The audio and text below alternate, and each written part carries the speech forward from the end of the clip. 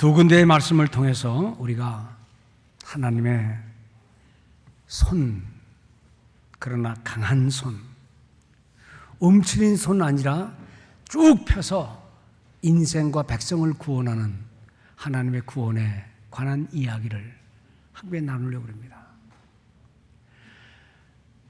강물에 흘러 떠내려가는 사람을 구하려면 우리의 손이 강해야 합니다. 그리고 멀리 펼치려면 편팔이 되어야 됩니다. 하나님의 사랑의 손길, 돕는 주님의 은혜, 이 은혜와 돕는 주님의 은총, 사랑 없으면 우리는 사실 살아갈 수가 없는 것이 우리 인생의 삶인 것을 고백합니다. 예수 믿는 사람이라면 이 두 가지를 구분해야 합니다. 첫째는 내가 또는 우리가 할 수 있는 일과 내가 그리고 모인 우리가 할 수 없는 일이 뭐냐를 구분하는 겁니다. 가끔 저는 농장이든 안나선 기도원이든 또 지나가다가 내려서 걷는 그 자연의 아름다운 모습들, 그리고 잘 만들어진 미국의 그 아름다운 공원들을 볼 때마다 너무너무 감사한 것은요, 이거 내가 얼마나 많은 돈이 있어야 이 공원을 내가 소유할 수 있을까? 그런데 돈 한 푼 없어도 이 맑은 공기와 아름다운 자연을 걷는다는 것은 우리가 미국에 사는 축복 중에 하나로구나 하는 생각을 합니다. 잘 짜여진 도시, 아름다운 자연, 우리는 감히 손도 못 대는데 나라가 다 해주는 거예요. 나라가. 그러니 우리는 나라에 대한 고마움을 가져야 할 것입니다.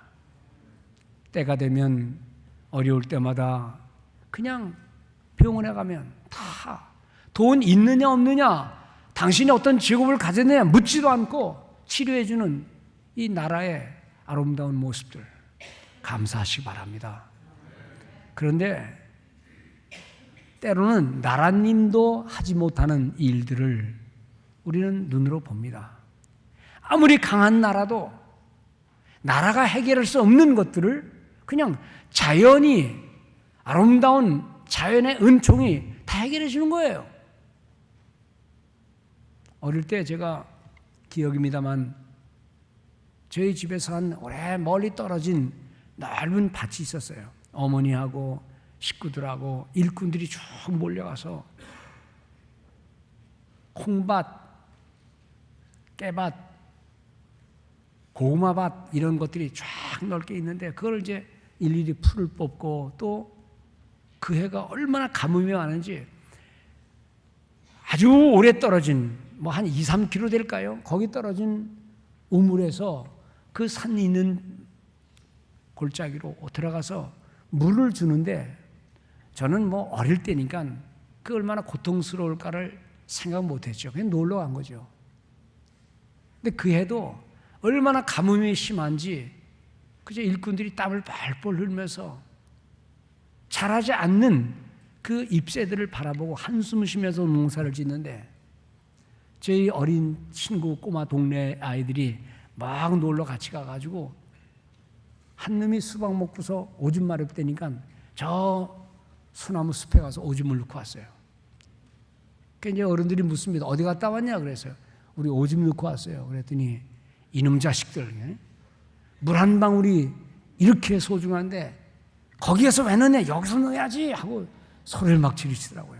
어린 때였지만 맞아, 물 한 방울이 지금 시급한데 그 나가서 그 많은 애들이 다 오줌을 쌌으니, 그러다가 좀 있다가요 하늘이 베란간에 슉 바람 불더니 껌껌해지더니 그냥 소낙박에 내리니까 그 일하던 저희 어머님과 온 식구들과 그리고 일꾼들이 그냥 비를 다 맞아가면서 그냥 손을 들고 감사합니다, 감사합니다.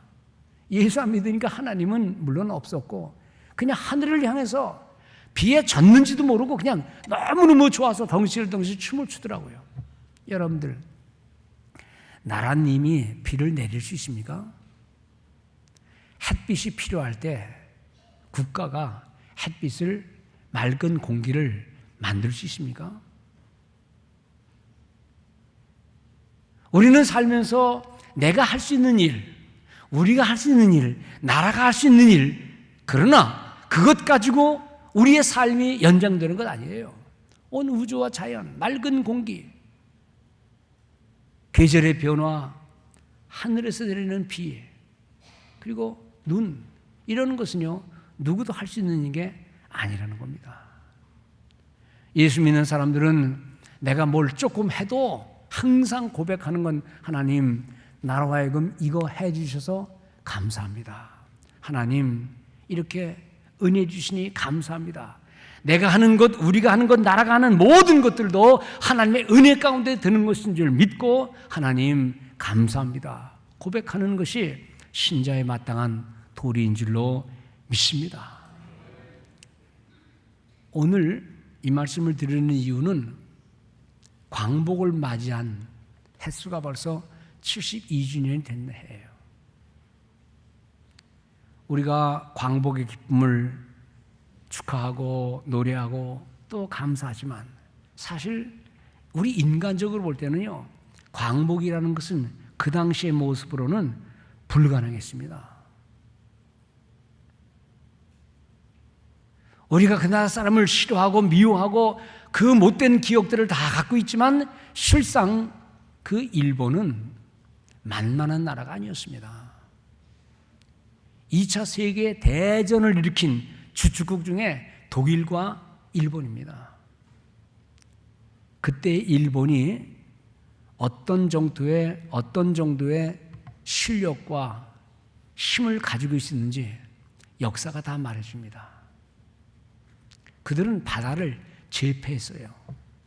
지금 말하는 항공모함식의 구축함이 많이 있었습니다. 그리고 바다를 마음대로 드나들면서 누구도 거역할 수 없는, 우리는 돛단배를 타고 다닐 때 그들은 군함을 가지고 있었으니까요. 제로센 전투기라는 이 공군력은요 대단했습니다. 우리는 연을 날릴 때 그들은 비행기를 타고 다니면서 여기저기에 온갖 공략을 다 한 거예요. 중국, 소련, 심지어 비행기로 미국 본토까지는 못 가고 저 하와이를 다 초토화시켰잖아요.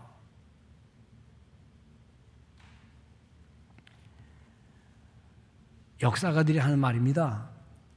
그들이 육군에서 보유한 731부대의 생화학 무기를 만약에 원자폭탄이 떨어져서 항복하기 전에 1년만 일본 사람들이 더 견디 있었다면 그 포탄에다가 생화학 무기를 쏴대면 원자폭탄보다도 더 강한 위력을 가진 생화학 무기를 사용했을 것이다 라고 생각을 합니다.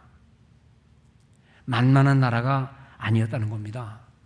오죽하면 맥어더 장군이 일본을 딱 해방 군대를 몰수한 후에 일본 군대가 들어갔을 때 제일 먼저 한 것은 전투기를 만드는 저 공장, 이 항공산업부를 해체하라.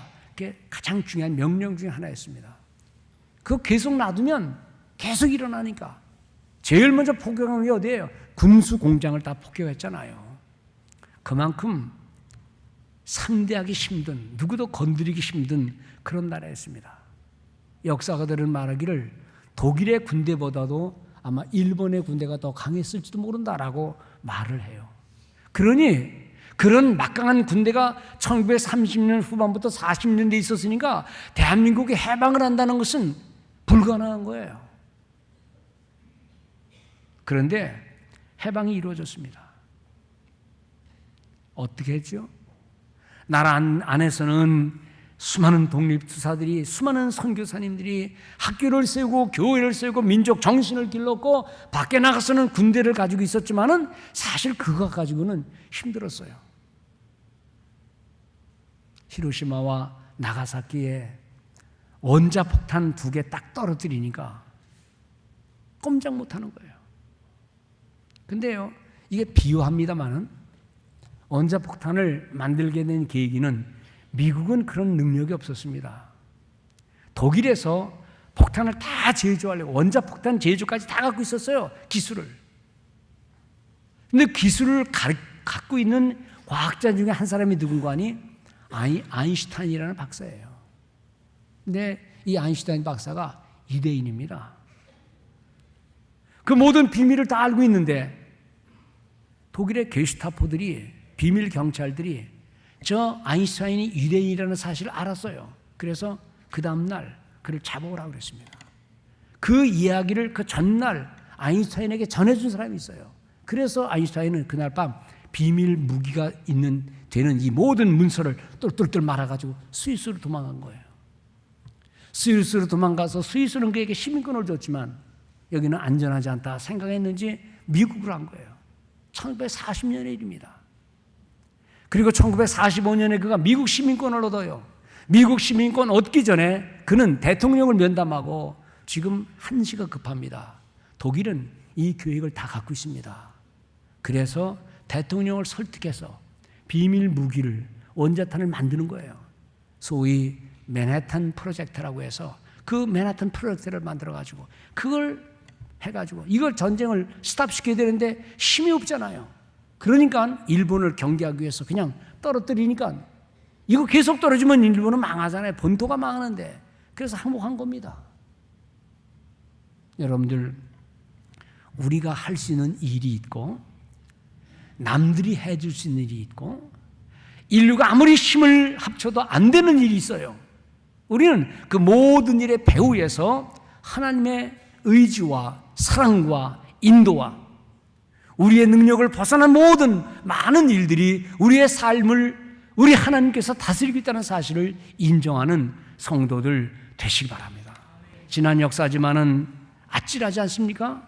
만일 맥아더 장군이 고집 부려서 인천 상륙 작전을 안 했더라면 어떻게 됐을까? 만일, 이 수많은 만일. 그러나 그 모든 만일 속에 성도들의 기도가 하나님의 손길이 있을 때 하나님은 우리 민족을 긍휼히 여기신 것처럼 여러분들의 모든 기도에 응답하시면서 주님이 강한 손과 한 팔로 여러분들의 삶을 인도하시고 우리 민족과 나라를 인도하는 놀라운 은혜 있기를 주의 이름으로 축원을 드립니다. 요즘 미국 신문에서 또 라디오에서 TV에서 야단 법석하는 거 있잖아요. 북한의 저 못된 정권의 지도자가 쏴댄다고 하는 그 위협. 어쩌면 우리는 이렇게 말할지 모릅니다. 하룻강아지 범 무서운 줄 모르고 한번 해봐라. 내일 다 죽는다. 여러분들 그렇게 쉽게 말할 게 아닙니다.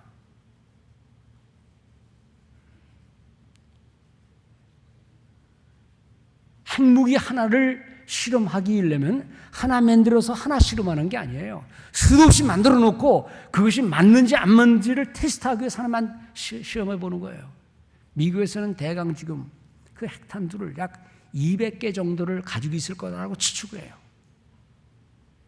근데요, 핵탄두 하나는 어떤 위력을 가졌느냐. 옛날 히로시마 나가사키에 터뜨렸던 그 원자폭탄에 크게 말하면 1600배까지의 강력한 거예요. 그까지 포탄 하나 떨어지는 게 뭐가 문제냐? 그렇게 말하면 됩니다. 어제 새벽에도 말씀드렸지만 예를 들어 서울의 용산구에 하나 떨어졌다 그러면 용산구만 망하느냐? 아니에요. 전체입니다. 수십 킬로까지 영향을 가고 10년 이내에 죽는 확률은 80%예요. 서울 전체가 소토화되는. 그러니 미국이 아무리 땅덩어리 넓다 치더라도 도시에 밀집되어 있는 그 사람들에게 어떤 일이 일어날 것인지를 상상해 보세요. 그러니까 미국 정치계가 발칵하고 있는 겁니다. 여러분들, 우리가 할 수 없는 일들, 감당할 수 없는 일들, 이거 하나님의 손 안에서 이루어지도록 이럴 때 성도들이 기도하고 정말 정신 차리고 우리가 어떤 자세를 있어야 될 겸비한 모습을 갖지 못한다면 어떤 재앙이 있을지. 근데 그것보다 더 강력한 핵탄두를요, 소련은 8,000개 이상 갖고 있어요. 미국도 물론 그거 못지않게 갖고 있죠. 이것들 다 지금 갖고 있는 겁니다. 이거면 멸망입니다. 여러분들 이러한 위급한 시기에 참 우리 대한민국, 오늘은 제가 광복의 기쁨을 얘기하려고 한 거예요. 그런데 광복의 기쁨을 이야기하기에는 지난날 역사를 우리가 감사하기도 하지만 지금의 현실을 바라보고 또 앞으로의 모습을 보면 참 마음 아픈 일이 많아요. 얼마 전 이스라엘에서 있었던 희한한 축제, 소위 퀴어 축제라는 게 있어요. 동성애자들이 모여서 이스라엘 예루살렘 한복판에서 그걸 한 거예요. 예루살렘에서 유대인들 앞에서 그 다음 세대들이 그렇게 일으키는 거예요. 우리 대한민국은 예외입니까? 서울 한복판에서, 부산에서, 다음엔 또 제주도에서 세계에서 가장 큰 그런 축제를 일으킨다고 하는 이 기가 막힌 현실들 앞에서 정말 우리나라는 광복의 기쁨이 있는 건가? 하나님, 그때 하나님의 은혜를 베풀어 주셨듯이 지금도 심판받지 않기 위해서 하나님의 자비가 있어야 합니다. 고백하는 우리 성도들의 기도가 필요한 때라고 믿습니다. 한 민족의 흥망성쇠가 누구의 손에 있느냐? 우리는 우리의 강한 군대, 우리의 능력, 우리의 기술, 필요하지만 그것이 전혀 힘을 닿지 못하는 수많은 영역들과 우리 인간의 한계를 뛰어넘는 수많은 영역들이 있다는 사실을 깨닫고 우리 성도들은 하나님 앞에 기도하면서 광복의 기쁨도 노래하지만 완전한 자유를 얻지 못한 우리의 모습을 또 하나님 앞에 호소하는 성도들의 기도가 있어야 될 줄로 믿습니다. 광복이라는 말은 빛광자입니다. 회복할 복자입니다. 빛을 회복했다는 거예요. 그런데 우리는 정말 빛을 소유한 것일까? 점점 어두워가는 세상에서, 점점 죄악이 판면해지는 세상에서 정말 참 빛을 우리는 소유하고 있고 그 참 빛 가운데 우리 인류는 살고 있고 우리 민족은 빛 가운데 있느냐? 아니올시다. 그래서 우리는 제2의 광복, 제3의 광복, 빛을 회복시켜 주옵소서.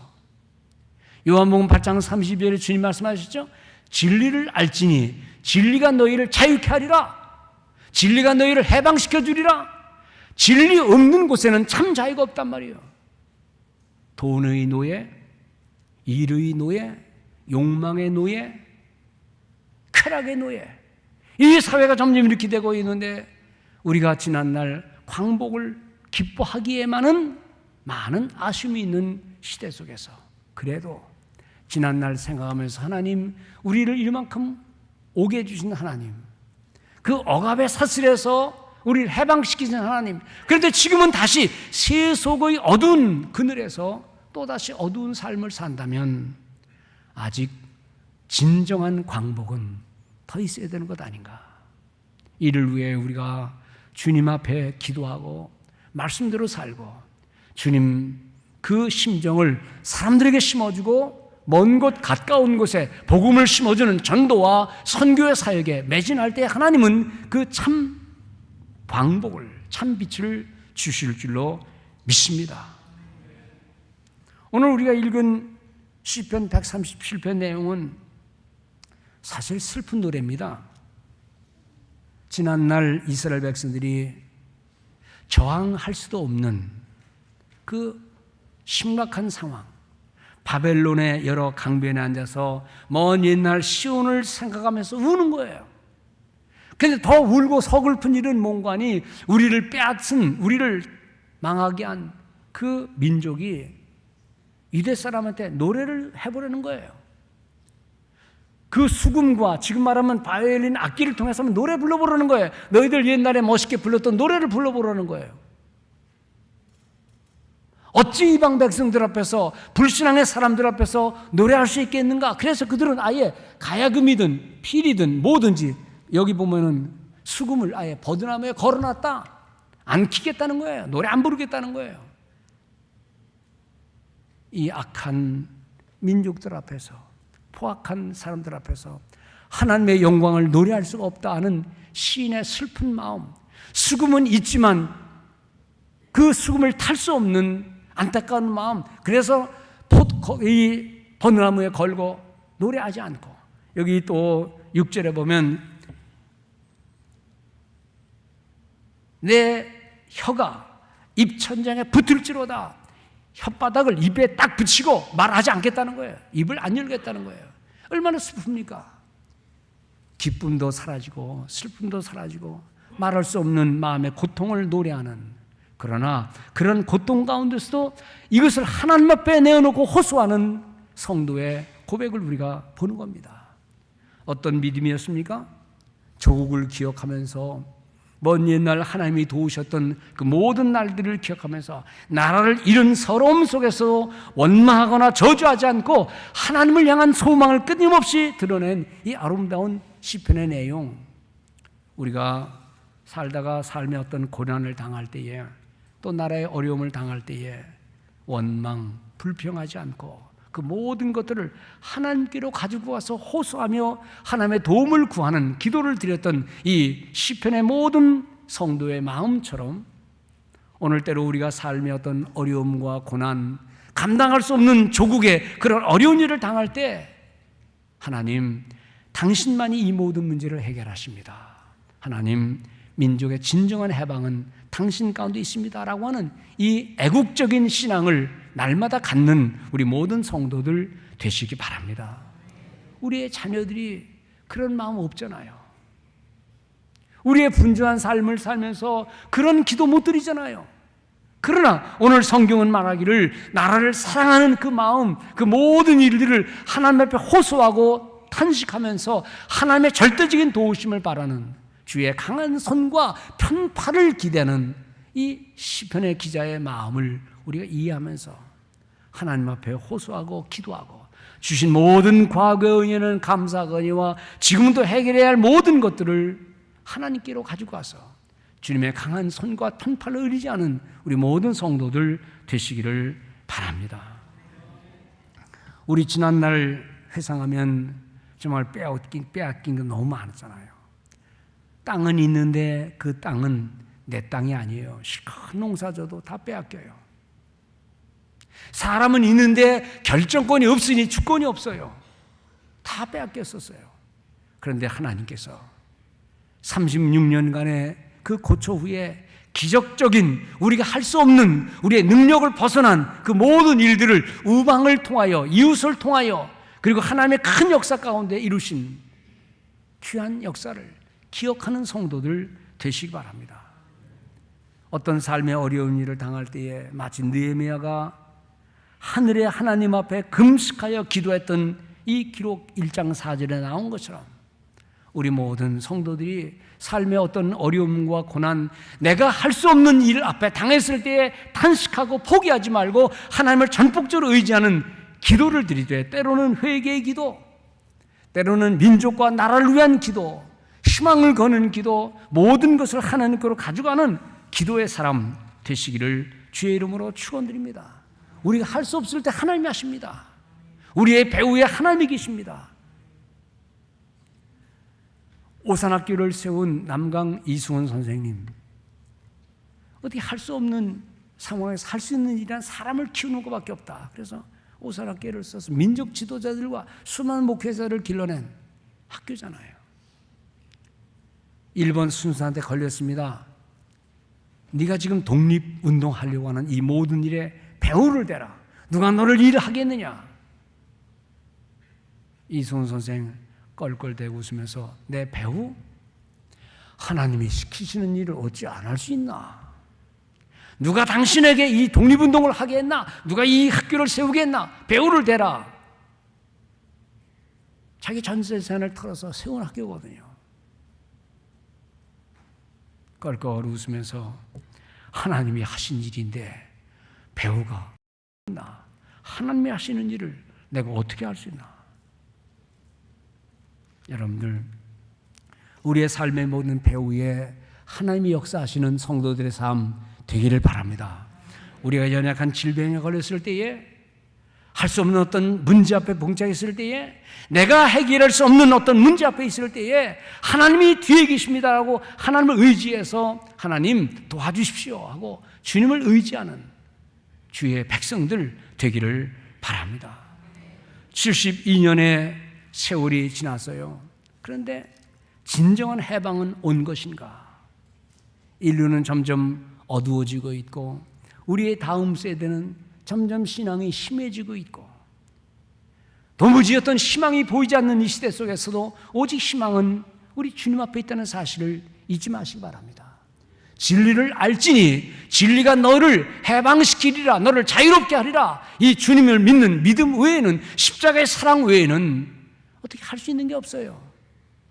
여러분들 삶의 어떤 어려운 일에 봉착했을 때에, 내가 해결할 수 없는 어떤 어려운 일 앞에 있을 때에 원망, 탄식, 좌라지하지 말고 하나님 앞에 모든 문제를 가지고 나가서 하나님의 손 안에서 그의 강한 손과 편팔로 누구를 이용하든지 어떤 민족을 이용하든지 하나님께서 우리 민족을 구원해 주옵소서 기도하는 우리 모든 성도들 되시기 바랍니다.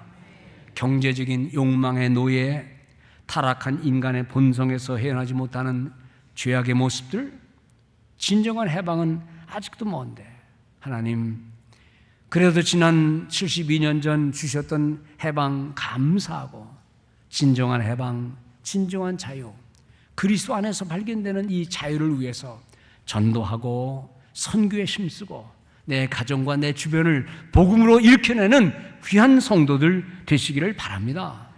그러므로 시편 144편에서 말합니다. 15절에 이러한 백성은 복이 있나니 여호와를 자기 하나님으로 삼는 백성은 복이 있도다. 민족과 가정과 나 개인 속에 하나님, 내 하나님이 되어 주옵소서. 또 주님 말씀하시기를 너희는 먼저 그의 나라와 그의 의를 구하라. 그리하면 이 모든 것을 너에게 더하여 주시리라. 먼저 주님을 찾고 의지하고 하나님 당신이 하십니다라는 믿음을 갖고 지금 당면된 모든 문제들, 우리의 모든 개인적인 모든 문제들, 이거 다 주님 앞에 가지고 나가서 주님을 바라보고 주님께서 에게 주십시오. 온전히 주의 말씀에 붙들려서 우리는 그의 말씀에 순종하면서 말씀 따라 살아갈 때에 우리의 삶의 모든 문제를 해결받는 성도들 될 줄로 믿습니다. 그 하나님을 바라보고 사랑을 가지고 열심히 주님의 일에 헌신하면서 하나님을 의지하는 모든 주의 성도 되시기를 주의 이름으로 축원을 드립니다.